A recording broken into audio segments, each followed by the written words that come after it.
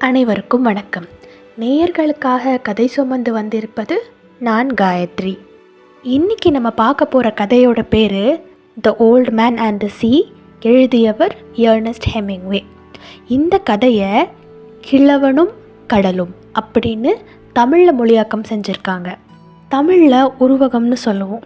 அதாவது ஒரு சின்ன விஷயத்தை ரொம்ப மிகைப்படுத்தி சொல்கிறது. அது இந்த கதையில் எக்கச்சக்கமாக இருக்குதுங்க. நம்ம கதையாசிரியருக்கு என்ன மனக்கசப்போ மனக்கஷ்டமோ ஏதோ கதை எழுதும்போது கடவுளான ஏசு கிறிஸ்துவே நினச்சிட்டு இருந்திருக்கிறாரு போல். அதனால் கதையில் நடக்கிற சம்பவங்களையும் கதாபாத்திரத்தையும் ஏசு கிறிஸ்துவோடு ஒப்பிட்டு மிகைப்படுத்தி சொல்லியிருக்கிறாரு. இதை ஆங்கிலத்தில் கிறிஸ்டியன் அலிகரி, அதாவது கிறிஸ்தவ உருவகம்னு சொல்கிறாங்க. பெரும்பாலான கதைகளில் சாப்டர்ஸ் பாகங்கள்னு இருக்கும் இல்லையா, அதே மாதிரி இல்லாமல் இந்த கதையில் நாள் 1, 2, 3, 4, 5ன்னு 5 நாளில் கதையை எழுதி இந்தா படி அப்படின்னு கொடுத்த மாதிரி நம்ம எர்னஸ்ட் ஹெமிங்வே எழுதியிருக்கிறாரு. வாங்க கதைக்குள்ளே போயிடலாம். கதையோட முதல் நாள். சாட்டிங்கோ அப்படின்னு ஒரு முதியவர் இருக்கிறாரு. அவர் ஒரு மீனவரும் கூட. இவரை நம்ம தாத்தா அப்படின்னு ஞாபகம் வச்சுக்கலாம். கடந்த 2.5 மாதமாக கடலுக்கு மீன் பிடிக்க போய் ஒரு மீன் கூட மாட்டாமல் இவர் கரை திரும்புகிறாரு. இவர் கூட மனோலின் அப்படின்னு ஒரு வாலிபன் இருக்கிறாரு. இவர் ஒரு மாதமாக நம்ம தாத்தா கூட மீன் பிடிக்க போயிட்டுருக்கிறாரு. இந்த மனோலின் யாருன்னா, நம்ம தாத்தா கூட சின்ன வயசுலேயே இருந்து இருக்கிற ஒரு பையன். மனோலினுக்கு தாத்தானா ரொம்ப பிடிக்கும். கிட்டத்தட்ட ஒரு பெஸ்ட் திக் ஃப்ரெண்ட்ஸ் மாதிரி இவங்க. ஒரு கட்டத்தில் என்ன ஆகுதுன்னா, மனோலினோட அம்மாவும் அப்பாவும் நீ தாத்தா கூட வேலை செஞ்சது போதும், நீ அவர்கிட்ட இருந்து வெளியில் வந்து வேறு ஒரு மீனவனுக்கு நீ வேலை செய். ஏன்னா முதல் 1 மாதமாக வீட்டுக்கு எந்த வருமானமும் வரல, சாப்பாட்டுக்கும் கஷ்டப்பட்டுட்ருக்கோம். எனக்கு என்னமோ நம்ம தாத்தா கிட்ட இருக்கிற ஸ்ட்ரென்த்து லக்கு எல்லாமே போயிடுச்சு போல். அதனால் நீ வேற ஒரு மீனவன்கிட்ட வேலை செஞ்சு அவன்கிட்டே நீ பயிற்சி எடுத்துக்கோன்னு சொல்லி அந்த பையனை ரொம்ப ஃபோர்ஸ் பண்ணுறாங்க. சரி, வேறு வழியே எல்லாம் அம்மா அப்பா சொல்கிறாங்களேன்னு சொல்லி அந்த பையன் அந்த தாத்தா கிட்டேருந்து வெளியில் வந்துடுறான். இருந்தாலும் அம்மா அப்பாவுக்கு தெரியாமல் தாத்தாவுக்கு நிறைய ஹெல்ப் பண்ணுறான். அவருக்கு வயசாயிருச்சு இல்லையா, நல்ல ஹெவியான லோடெல்லாம் போட்டில் ஏற்றுறது, படகை கரையோரமாக பிடிச்சி கட்டுறதுன்னு சின்ன சின்ன உதவியை தாத்தாவுக்கு செஞ்சுட்டு வரான். கொஞ்ச நாள் நம்ம தாத்தா தனியாகவே இருக்கிறாரு. நம்ம சாட்டிங்கோ தாத்தாவை பற்றி சொல்லணும்னு வச்சுக்கோங்களேன். அவரோட முகம், அவரோட கைகள்லாம் நீங்கள் பார்த்தீங்கன்னா ஆறாத காயங்கள், காயத்தழும்புகளோடு இருக்கும். நீங்கள் நினைக்கலாம் இவருக்கே வயசாச்சு, இவர் என்ன போருக்கா போயிட்டு வராரு அப்படின்னு. இவரை பார்த்தாலே சும்மா நார்மலாக மீன் பிடிக்க போவாங்கள்ல, அவங்கள மாதிரி இல்லாமல் நல்ல எறா சுறான்னு பெரிய பெரிய மீனை அப்படியே கட்டி இழுத்து படகுல போட்டு ஒரே ஆளாக அவ்வளோ மீனையும் பிடிச்சிட்டு வர மாதிரி இருப்பாராம். அவ்வளோ எக்ஸ்பீரியன்ஸ்டான ஒரு மீனவர் தான் நம்ம சாட்டிங்கோ தாத்தா. அவரோட முகம், கை, கால் இதெல்லாம் பார்த்து அவர் ரொம்ப வயசானவர்னு நம்ம சொல்லிடலாம். ஆனால் நீங்கள் அவரோட கண்ணை மட்டும் பார்த்தீங்கன்னு வச்சுக்கோங்களேன், அதில் தோல்வி அடையாத ஒரு நம்பிக்கை இருக்குது. அந்த நம்பிக்கை அவரோட கண்ணை ரொம்ப இளமையாக காட்டுதான். அவரோட கண் நீல கடல் மாதிரி நீல வண்ணத்தில் இருக்குதான். அதாவது இளமை பருவத்தில் ஒரே ஆளாக போய் எறா சுறான்னு பெரிய பெரிய மீனை பிடிச்சிட்டு வந்த நம்ம தாத்தாவோட உடம்பு அவரோட வயசுக்கு துரோகம் பண்ணாலும் அவரோட கண்கள் இருக்கு இல்லையா, அதுதான் அவரோட மனசையும் ஆத்மாவையும் ஒரு மீள்தன்மை அப்புறம் ஒரு இளமையும் இருக்குங்கிறத நம்ப வைக்குது. கடந்த 2.5 மாதமாக ஒரு மீன் கூட கிடைக்காம இருக்கிற அந்த சமயத்தில் கொஞ்ச நாள் கழித்து நம்ம மனோலின் வராரு. அவர் ஒரு சின்ன போட்டு, அதை ஸ்கிஃப்னு சொல்லுவாங்க, அதில் ஒரு ஆள் மட்டும் பயணிச்சுக்கலாம். அந்த மாதிரி ஒரு போட்டும் அதுக்கான 2 துடும்பையும் நம்ம தாத்தாவுக்கு கொடுக்க வராரு. கொடுத்துட்டு என்ன சொல்கிறாருன்னா, நான் வேறு போட்டுக்கு போய் வேலை செஞ்சேன்ல தாத்தா, எனக்கு கொஞ்சம் காசு வந்துச்சு, அதனால தான் நான் இந்த போட்டையும் வாங்கிட்டு உங்கள் கூட மறுபடியும் மீன் பிடிக்க வரலான்னு முடிவு பண்ணிட்டேன் அப்படின்னு இந்த மனோலின் பையன் சொல்கிறான்.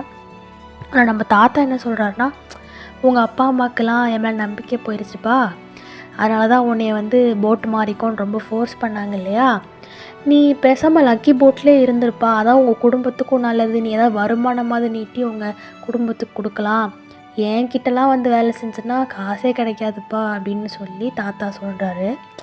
ஆனால் மனோலின் வந்து அதெல்லாம் முக்கியமா, உங்களால் முடியும் தாத்தா, உங்களால் இப்போ தான் நேரம் ஏதோ சரியில்லைன்னு வச்சுக்கோங்களேன், நீங்கள் முன்னாடிலாம் எவ்வளோ நிறைய மீன் பிடிப்பீங்கன்னு எனக்கு தெரியும், உங்களால் கண்டிப்பாக முடியும்னு சொல்லி தாத்தாவை ஊக்கப்படுத்துகிறான். சரி, 2 பேருமே ஒரு நல்ல ஃப்ரெண்ட்ஷிப்பில் இருக்காங்க இல்லையா, 2 பேருமே ஒத்துக்கிறாங்க. சரி நீ என் கூடயே வாப்பா அப்படின்னு ஒத்துக்கிறாங்க. இதில் என்ன தெரியுதுன்னா, ஸ்டார்டிங்கும் அப்பப்போ நம்பிக்கை இல்லாமல் உட்காந்துடுறாரு இல்லையா, ஆனால் அவரோட ஸ்கில்ஸு அவரோட எபிலிட்டி எல்லாமே அதெல்லாம் ஒன்றும் இல்லை, என்னால் முடியும் அப்படின்னு சொல்லி அவர் மைண்டு மாறுறாரு. ஆனால் டக்குன்னு நமக்கு ஃபிஷ்ஷே கிடைக்கல, லக் அப்படிங்கிற ஒரு விஷயம் வந்து அவருக்கு மைண்டில் வர்றதுனால நமக்கு அவ்வளோதான் போல், வயசாகிடுச்சு போலன்னு மனசோர்வோடையே இருந்துடுறாரு. ஆனால் மனோலின் ஒவ்வொரு தடவையும் அவரை உற்சாகப்படுத்தும் போது அவருக்கு அந்த நம்பிக்கை திரும்ப வந்துடுது. என்னதான் மனோலின் காசே வேண்டாம் நான் உங்கள் கூட இருக்கிறேன் அப்படின்னு ஒரு ரிலேஷன்ஷிப் டெவலப் பண்ணுறாரு இல்லையா, இதுலேயே அவங்களோட நட்பு எவ்வளோ ஸ்ட்ராங்காக இருக்குது அப்படிங்கிறது தெரியுது. நம்ம மனோலின் தாத்தாவை சாப்பிட்ற ஒரு கடைக்கு கூட்டிகிட்டு போகிறான். அங்கே வாங்க தாத்தா நான் உங்களுக்கு பியர் வாங்கி தரேன் அப்படின்னு சொல்லிட்டு கூட்டிகிட்டு போகிறான். 2 பேரும் கடைக்குள்ளே போகிறாங்க. அங்கே இருக்கிற சுற்றி சாப்பிட்டுட்டு இருக்கிற மீனவர்கள் எல்லாருமே நம்ம சாட்டிங்கோவை பார்த்து நச்சுன்னு கேலி பண்ணுறாங்க. சாட்டிங்கோக்கு மனசே ஒரு மாதிரி உருகிறது. ஆனால் நம்ம மனோலின் இருக்கார்ல, சி போங்கடா நீங்கள் என்ன ரோக்கியமா அப்படிங்கிற மாதிரி சாட்டிங்கோவை கூட்டிகிட்டு போகிறான். பியர் சாப்பிட்றதுக்கு மற்ற பொருட்கள்லாம் வாங்கி டேபிளில் உட்காடுறாங்க. அப்போ நம்ம மனோலின், தாத்தா உங்களுக்கு ஞாபகம் இருக்கா, 5 வயசாக இருக்கும்போது நான் உங்கள் கூட மீன் பிடிக்க வந்திருக்கேன் ஞாபகம் இருக்கா, அப்போது மார்லின்னு ஒரு பெரிய மீனை பிடிக்க ட்ரை பண்ணோமே, பாவம் அது நழுவி போயிடுச்சு தாத்தா அப்படின்னு சொல்லி பழசெல்லாம் ஞாபகப்படுத்தி பேசி சிரிச்சிட்ருக்காங்க. இப்படியே பேசிகிட்டு இருக்கும்போது நம்ம மனோலின் சொல்கிறாரு, தாத்தா எனக்கு உங்களுக்கு ஹெல்ப் பண்ணணுன்னு தோணுது, நான் உங்களுக்கு தூண்டிலும் வலையும் எடுத்துகிட்டு வந்திருக்கேன் அப்படின்னு சொல்கிறான். அது கொஞ்சம் டிஃப்ரெண்ட்டான தூண்டில், அதில் வந்து மீன் சாப்பிட்றதுக்கான இறை வந்து அந்த தூண்டில்லையும் வலையிலையும் பின்னி இருக்கும். அது நான் உங்களுக்காக வாங்கிட்டு வந்திருக்கேன், ப்ளீஸ் இதை எடுத்துக்கோங்க, உங்களுக்கு மீன் பிடிக்க ரொம்ப ஹெல்ப்ஃபுல்லாக இருக்கும் அப்படிங்கிற மாதிரி சொல்கிறான்.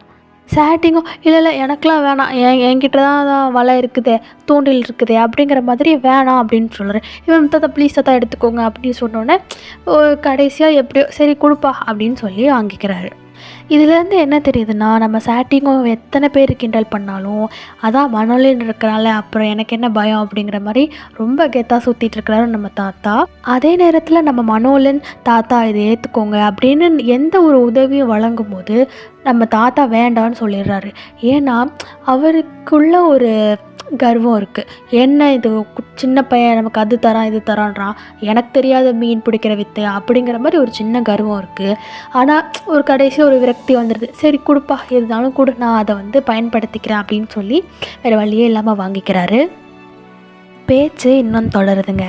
ஏன்னா சின்ன வயசுலேருந்து இப்போ வரைக்கும் நடந்த கதை இல்லையா, அதனால் நம்ம தாத்தா மனோலின் கிட்ட ஒரு ஹெல்ப் கேட்குறாரு.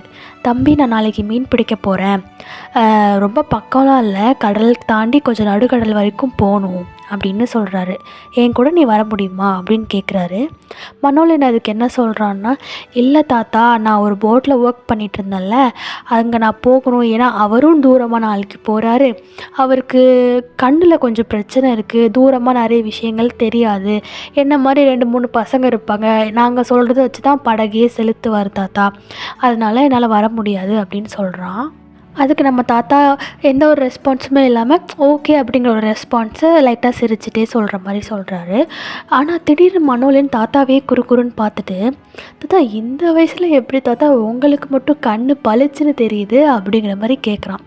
அப்போது நம்ம சாட்டிங்கோ டக்குன்னு சிரிச்சிட்டு, நான் ஒரு வினோதமான பிறவி தெரியுமா அப்படின்னு சொல்லி 2 பேரும் சிரிக்கிறாங்க.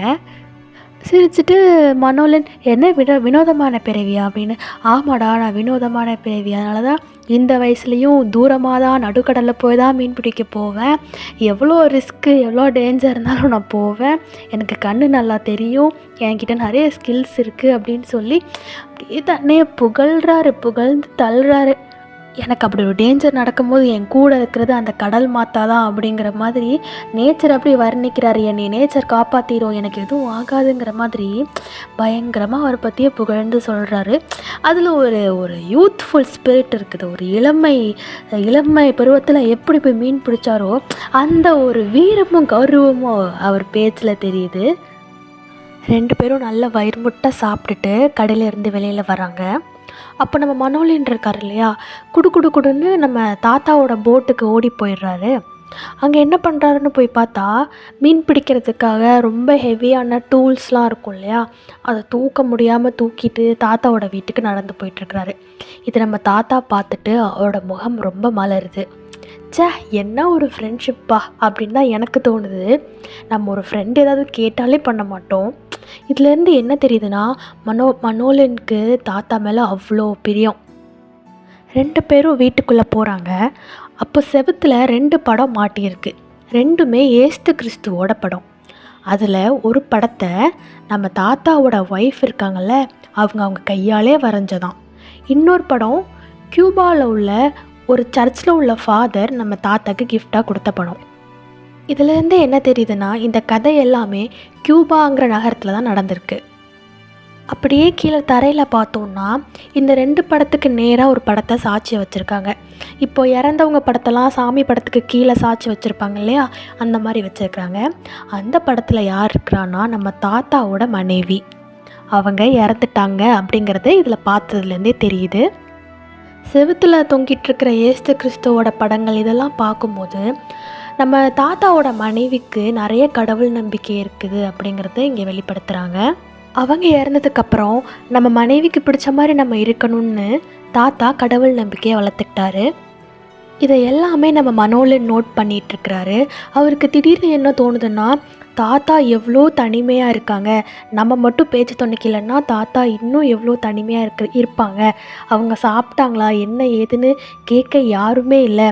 அதனால தான் அவரோட மனைவியோட படத்தை கூட பார்க்க மாட்டேங்கிறாரு. பார்த்தா இன்னும் தனிமையாக உணர்வாரோ என்னமோ அப்படின்னு மனோலின் நினைக்கிறான். இப்படியே நாட்கள் போகுது. இரவு உணவு வேலை மட்டும் மாறவே இல்லை. அதே கடைக்கு போகிறது, வயிறு முட்டை சாப்பிட்றது, வீட்டுக்கு வர்றது, பேசுகிறது, தூங்குறது, மீன் பிடிக்க போகிறதுன்னு அப்படியே போயிட்டுருக்கு. நம்ம தாத்தாக்கு மனோலின் மேலே ஒரு சின்ன குற்ற உணர்வு வருது. எல்லா செலவும் இந்த பையனே பார்த்துட்ருக்கான், அவனுக்கும் குடும்பம் இருக்குது அப்படின்னு சொல்லிட்டு அவரோட கை காசை வச்சு நம்ம மனோலினுக்கு கொஞ்சம் சாப்பாடு வாங்கி கொடுக்குறாரு. ஆனால் அதை மனோலின் வேண்டான்னு சொல்லிடுறான். ஏன் அப்படின்னா, அவர் வாங்கி கொடுத்த சாப்பாடு போக வேறு அவர்கிட்ட எதுவுமே இல்லை. அதனால் நம்ம மனோலின் வேணாம் தாத்தா நீங்கள் வச்சுக்கோங்க அப்படின்னு சொல்கிறான். பரவாயில்ல விடுங்க நான் பார்த்துக்கிறேன் அப்படின்னு சொல்கிறான். ஒரு பசி ஒரு மனிதனை எவ்வளோ முடக்கி போடும் நமக்கு தெரியும். அது கூட நடந்திருக்கலாம் இல்லையா? ஏன் லக்குன்னே நினைக்கிறோம் நம்ம. ஒரு பசியால் ஒரு மனிதன் எவ்வளோ நாள் தான் இருக்க முடியும்? மீன் பிடிக்கவும் போகிறாரு, கஷ்டப்பட்டு பயணம் பண்ணிட்டு வராரு. அவர் எவ்வளோ பசியாக இருந்திருப்பார். 84 நாள், கிட்டத்தட்ட 2.5 மாதமாக மீனே இல்லை. அவருக்கு எங்கே காசு கிடச்சிருக்கும்? இதெல்லாமே மனோலின் யோசித்து பார்த்துட்ருக்கான். அதுக்கப்புறம் 2 பேரும் வாசல் படியில் உட்காந்து பேஸ்பால் பற்றி ஏதோ ஒரு உரையை நியூஸ் பேப்பரில் படிச்சிட்ருக்குறாங்க. நம்ம தாத்தா இருக்கார்ல, அவருக்கு பேஸ்பால்னால் ரொம்ப பிடிக்கும். இளம் பருவத்திலேருந்தே அவருக்கு பேஸ்பால்னால் ரொம்ப பிடிக்கும். அவருக்கு மனசில் ஒரு எண்ணம் இருக்குது. அதாவது பேஸ்பாலும் ஒரு அதிர்ஷ்டம் சார்ந்த ஒரு விளையாட்டு தான் அப்படின்னு நம்புகிறாரு. இதை பற்றி படிச்சுட்டு இருக்கும்போது அவருக்கு திடீர்னு மனசில் என்ன தோணுதுன்னா, மனோலின் நாளைக்கு பாரு நான் போகிறேன், நிறைய மீன் பிடிச்சிட்டு வரேன் அப்படின்னு சொல்கிறாரு. ஆனால் அடுத்த நாளும் போயிட்டு வரும்போது என்ன ஆகுது, அவருக்கு ஒரு மீன் கூட கிடைக்கல. நம்ம மனோலின் இருக்கார் இல்லையா, டக்குன்னு ஜோக் பண்ணுற மாதிரி கேட்குறாரு, ஏன் தாத்தா ஒரு 3 நாள் பொறுமையாக இருக்கலாம்ல, அடுத்தடுத்த நாள் டெய்லி மீன் பிடிக்க போகணுமான்னு அன்றைக்கி கொஞ்சம் பொறுமையாக இருந்தீங்கன்னா அந்த அன்லக்கி துரதிர்ஷ்டம்னு ஒரு விஷயம் இருக்குல்ல, அது டக்குன்னு உடஞ்சி உங்களுக்கு நிறைய மீன் கிடைக்கலாம்ல அப்படின்னு கேட்குறாரு. அதுக்கு நம்ம தாத்தா என்ன சொல்கிறாரு தெரியுமா? தம்பி, துரதிருஷ்டம் அப்படிங்கிறது ஒரு மனுஷனுக்கு நாளில் ஒரு தடவை தான் நடக்கும், 2 தடவைலாம் நடக்காது அப்படின்னு சொல்கிறாரு. இவன் என்னது புரியலை அப்படின்றான். அதான் இப்போ எனக்கு துரதிருஷ்டமாக மீனே கிடைக்கல, நான் இன்னைக்கு நைட்டு சாப்பிடாமலையா தூங்க போகிறேன் அப்படின்னு சொல்லிட்டு உற்சாகமாகவும் பாசிட்டிவாகவும் நினைக்கிறாரு. எனக்கு துரதிருஷ்டமான சம்பவங்கள் டெய்லி நடக்குது, ஆனால் நான் அதை மனசில் எடுத்துக்காமல் எனக்கு மீன் கிடைக்கும் அப்படிங்கிறத அவர் நம்புகிறாரு. அவர் என்ன சொல்கிறாருன்னா, பேஸ்பால் அப்படிங்கிற விளையாட்டு ஒரு அதிர்ஷ்டம் சார்ந்த விளையாட்டு. ஒரு நாள் தோற்பாங்க, ஒரு நாள் ஜெயிப்பாங்க. ஆனால் ஒரு நாளே 2 தடவை தோற்க மாட்டாங்கல்ல அப்படின்னு சொல்கிறாரு. இதில் அதிர்ஷ்டம் துரதிர்ஷ்டம் அப்படிலாம் கிடையாது. ஒருத்தவங்க மைண்டில் இருக்கிற ஸ்கில்லும் மனசில் இருக்கிற பவரும் தான் முக்கியம் அப்படின்னு மனோலியன்ட்ட சொல்கிறாரு. அடுத்த நாள் காலையில் சூரியன் விடியுது. முன்னாடி நம்ம மனோலியன் தாத்தா கிட்ட ஒரு புது விதமான தூண்டிலும் வலையும் வாங்கி தரேன் தாத்தா அப்படின்னு சொல்லியிருப்பான். அதை நான் வாங்க போகிறேன்னு சொல்லிட்டு வீட்டிலேருந்து கிளம்பிடுறான். நம்ம தாத்தாவும் சரிப்பா அப்படின்னு சொல்லிட்டு அவர் மீன் பிடிக்க போயிடுறாரு. நைட் டைம் ஆயிடுச்சு. மனோலியன் திரும்பி வர்றான். அப்போது தாத்தா அவரோட வீட்டு வாசலில் குளிர் நடுங்க படுத்திருக்காரு. மனோலியன் ஒரு பிளாங்கெட்டை எடுத்துகிட்டு வந்து தாத்தா மேலே போட்டு கையில் ஃபுட்டோடு நிற்கிறான். தாத்தா கண்ணை திடீர்னு பார்க்கும்போது ஏதோ உயிரே இல்லாமல் இறந்து போன மாதிரி முழிலாம் மேலே தள்ளிட்டு இருக்கிறாரு. இவன் பயந்து தாத்தாவை எழுப்புறான். அவன் எழும்பவே மாட்டிக்கிறாரு. ஒரு 2 நிமிஷம் கழித்து அவரே டக்குன்னு முழிச்சு பார்க்குறாரு. அப்போ மனோலியன் வந்து கையில் ஃபுட்டோடு நிற்கிறான். மனோலியன் சொல்கிறான், இந்தாங்க மார்ட்டின் அப்படிங்கிறவர் தான் உங்களுக்கு இந்த ஃபுட்டெல்லாம் கொடுத்தாரு அப்படின்னு சொல்கிறான்.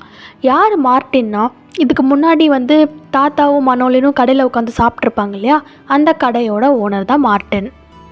உங்களுக்கு இதை மார்ட்டின் கிஃப்டாக கொடுக்க சொன்னான் தாத்தா அப்படின்னு சொல்லிட்டு தாத்தாட்ட கொடுக்குறான். தாத்தா தூக்க கலக்கத்தோடையே அவன் சொல்கிறதெல்லாம் கேட்டுக்கிட்டே இருக்கிறாரு. தூக்க கலக்கத்தோடையே சாப்பிட்றாரு. அப்புறம் தாத்தா கேட்குறாரு, இதுக்கு முன்னாடியே அவர் தான் நமக்கு சாப்பாடு கொடுத்தாரா அப்படின்னு கேட்கும்போது, ஆமாம் தாத்தா அவர் தான் கொடுத்தாரு. ஃப்ரீயாக கொடுத்தாரா? ஆமாம் தாத்தா ஃப்ரீயாக கொடுத்தாரு அப்படின்னு சொல்கிறான். உடனே தூக்கத்திலே அவர் சொல்கிறாரு, நான் அவருக்கு கண்டிப்பாக ஏதாவது நன்றி உணர்ச்சியோடு ஒன்று பண்ணணும்னு ஆசைப்பட்றேன் அப்படின்னு தூக்கத்திலேயே இந்த சரக்கு அடித்த மாதிரி சொல்லிகிட்ருக்கிறாரு. என்ன கொடுக்க போகிறீங்க தாத்தா அப்படின்னு கேட்கும்போது, இந்த நான் எப்போ மீன் பிடிக்கிறேனோ அந்த மீனோட பெரிய வயிற்று பகுதியில் நிறைய சதையும் கறியும் இருக்கும், அதை தான் நான் அவருக்கு கிஃப்டாக கொடுப்பேன் அப்படின்னு சொல்கிறாரு.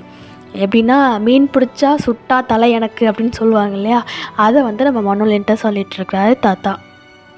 இந்த பேச்சிலேருந்து என்ன தெரியுது, நான் கடலுக்கு போவேன், மீன் பிடிக்காமல் நான் வரமாட்டேன், அது எவ்வளோ நாள் ஆனாலும் சரி, எவ்வளோ மாதம் ஆனாலும் சரி, எவ்வளோ வருஷம் ஆனாலும் சரின்னு ரொம்ப உறுதியாக இருக்கிறாரு, ரொம்ப தன்னம்பிக்கையாக இருக்கிறாரு. இப்படி தூக்கத்திலே வயிறு முட்டை சாப்பிட அவருக்கு தூக்கமே போயிடுச்சு. நம்ம மனோலியன் இருக்கார் இல்லையா, அவர் பெட்ஷீட், தண்ணி, சோப்பு, டவல், அப்புறம் புது ஜாக்கெட், ஷூ எல்லாமே நம்ம தாத்தாக்கு வந்து வாங்கி கொடுக்குறான். இதை பார்க்கும்போது தாத்தாக்கு ஒரு உண்மையான பையன் இருந்தால் கூட இப்படி பார்த்து பண்ணியிருப்பானான்னு தெரியாது. ஏன்னா வாசிக்கும் போதே ரொம்ப நல்லா இருந்துச்சு. அப்புறம் நம்ம தாத்தா மனோலியன்ட்ட பேச ஆரம்பிக்கிறாரு. எதை பற்றினா, அவர் இளம் வயதில் எங்கெங்கெல்லாம் போய் மீன் பிடிச்சிருக்காரு, எந்த எல்லையிலேருந்து எந்த எல்லை வரைக்கும் மீன் பிடிச்சிருக்காருங்கிறத பற்றி பேசிக்கிட்டு இருக்கிறாரு. நான் கியூபா கடற்கரையிலேருந்து ஆஃப்ரிக்கா வரைக்கும் போவேன், அங்கே வந்து நான் சிங்கங்களை பார்ப்பேன் அப்படின்னு சொன்னார். தாத்தா, ஆஃப்ரிக்காவில் எங்கள் தாத்தா சிங்கம் அப்படின்னு சொல்லி மனோலியன் கேட்குறாரு. அதான் அங்கே இருக்கிற ஒவ்வொரு மீனவர்களும் அவங்க வச்சுருக்கிற படகும் அதெல்லாம் பார்க்கும் போதே ஒரு கம்பீரமான சிங்கம் மாதிரி இருக்கும், அவங்கக்கிட்ட இருந்தும் நிறைய மீன் பிடிக்க கற்றுக்கலாமோ அப்படியெல்லாம் தோணும் அப்படின்னு சொல்கிறாரு. இங்கே சிங்கம் அப்படிங்கிறத அவரோட இளம் பருவத்தில் இருக்கிற வீரத்தையும் ப்ரைடையும் பற்றி சொல்கிறாரு. அதோட குரூப் ஆஃப் லயன்ஸ்ன்னு சொல்கிறாரு. அதாவது அங்கே இருக்கிற எல்லாமே, நான் பார்க்குற எல்லாமே எனக்கு ஒரு கம்பீரமாக இருக்கும், அதை பார்த்தாலே நானாக இதை வந்து பார்த்தேன், நானாக இதை வந்து கண்டுபிடிச்சிருக்கேன், நானாக இவ்வளோ இடத்துக்கு இவ்வளோ தூரம் வந்திருக்கேன் அப்படின்னு சொல்லி ரொம்ப பெருமையாக இருக்கும் அப்படிங்கிற மாதிரி சொல்கிறாரு. ஆனால் மனோலியனுக்கு என்னென்னா போர் அடிச்சிருது.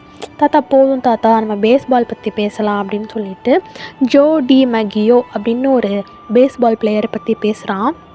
அது யாருன்னா, நம்ம தாத்தாக்கு ரொம்ப ஃபேவரட்டான பேஸ்பால் பிளேயர்.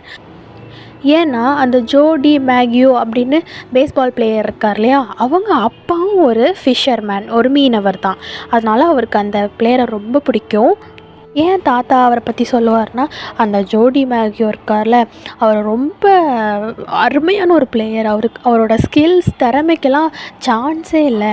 ஏன்னா ஒரு தடவை ரொம்ப அவர் விளையாடும் போது காலில் இன்ஜுரி ஆகி அந்த வலியோடு நின்று விளையாண்டு டீமே ஜெயிச்சு கொடுத்தாரு அப்படிங்கிற மாதிரி பேசிகிட்டு இருப்பார். உடனே மனோல், இல்லை இவர் தான் நல்லா விளையாடுவார், இல்லை அவர் தான் நல்லா விளையாடுவார்னு 2 பேரும் மாற்றி அவங்களுக்கு பிடிச்ச பிளேயர்ஸ் பற்றி பேசிகிட்டு இருக்காங்க. இப்படியே மாறி மாறி 2 பேரும் பேசிகிட்டு இருக்கும்போது மனோலின் டக்குன்னு நிறுத்தி, தாத்தா எனக்கு என்னமோ நீங்கள் தான் இந்த உலகத்திலே மிகச்சிறந்த மீனவன் எனக்கு தோணுது அப்படின்னு சொல்கிறான். நம்ம தாத்தா, அட ஏன்ப்பா நீ வேறு, அதெல்லாம் இல்லைப்பா, அப்படிலாம் இல்லை அப்படின்னு வாயால் சொல்கிறாரு. ஆனால் அவர் மனசுக்குள்ளே ரொம்ப பெருமையாக இருக்குது அவருக்கு. அவர் யோசிக்கிறாரு, நமக்கு வயசாயிருச்சு, நம்மக்கிட்ட பலமே இல்லை. சரி பலம் இல்லை, ஆனால் என்கிட்ட தான் திறமை இருக்குதே, என்கிட்ட தான் ஸ்கில் இருக்குதே, எனக்கு நிறைய டெக்னிக் தெரியுமே அப்படின்னு நினச்சி ரொம்ப பெருமைப்பட்டுக்கிறாரு. ரொம்ப லேட் நைட் ஆயிடுச்சு. நம்ம மனோலினும், தாத்தா நான் போயிட்டு வரேன், நீங்கள் தூங்குங்க அப்படின்னு சொல்லிட்டு கிளம்பிடுறான்.